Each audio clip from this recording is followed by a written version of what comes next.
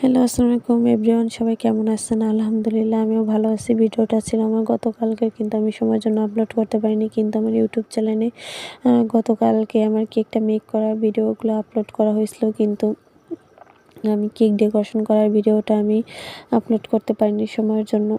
কারণ আমি এখন অনেক ব্যস্ততার ভিতরে আমার দিনকাল চলে। কিন্তু আমি বাসায় যদি কখনো কোনো কেক তৈরি করি, ওই কেকটা কখনোই পারফেক্টভাবে ডেকোরেশন করা হয় না। কারণ আমার মন মেজাজ হয়তো খারাপ থাকে, বা সময় কম থাকে, এবং ডেকোরেশন কখনো পারফেক্টভাবে সুন্দর হয় না। কিন্তু তারপর আমি চেষ্টা করছি যতটুকু করার, সুন্দর যেন লাগে সবার কাছে এরকমের।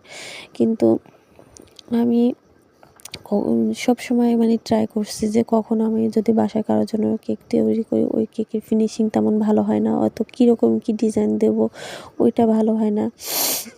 যাক, তারপরে সব মিলে আলহামদুলিল্লাহ যতটুকু পারছি মন চাইছে সেরকমের ওরকমই বানিয়ে রাখছি।